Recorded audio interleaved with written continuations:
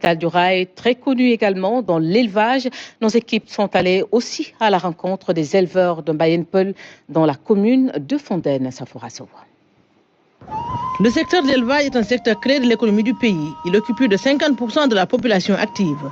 Ici, à Mbayen-Peul, dans la commune de Fontaine, nous y avons rencontré des éleveurs qui ont pratiquement le même quotidien que leurs pères qui vivent dans la zone sylvopastorale ou ailleurs. Le secteur a connu des avancées certes ces dernières années, mais les difficultés persistent encore. L'on peut citer le manque du liquide précieux, l'aliment de bétail surtout en période de soudure, le vol de bétail, le problème du foncier, entre autres. Notre problème le plus sérieux, c'est le foncier. Nos terres sont récupérées de manière injuste et nous n'avons plus d'espace pour notre bétail. Il ne doit pas y avoir deux poids, deux mesures. Comme vous pouvez le constater par vous-même, l'eau n'est pas suffisante pour abreuver le bétail. Nous appelons donc les autorités à nous sortir de cette situation car l'eau est vraiment vitale. Vous savez, nous avons certes cet abreuvoir installé par le maire, mais l'approvisionnement n'est pas correct. Tantôt ça coule, tantôt ça ne coule pas.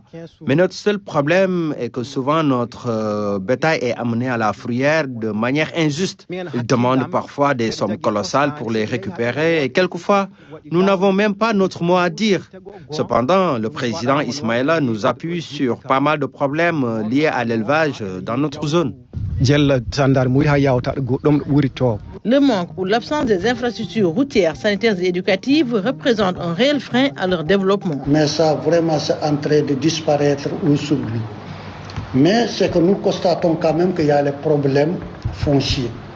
Donc, c'est que nous demandons à l'État aussi qu'il faut organiser les fonciers. Sa structure élabore des documents et noue des partenariats avec plusieurs projets et programmes.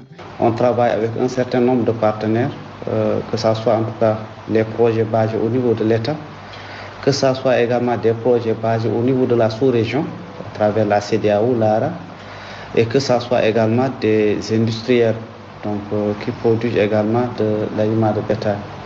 Donc tout ça, ça nécessite quand même un... L'achat des vaches brésiliennes par l'État du Sénégal permet aussi d'améliorer la production de viande et de lait dans notre pays. D'ailleurs, plus de 1000 têtes ont été réceptionnées récemment ici à Thiès.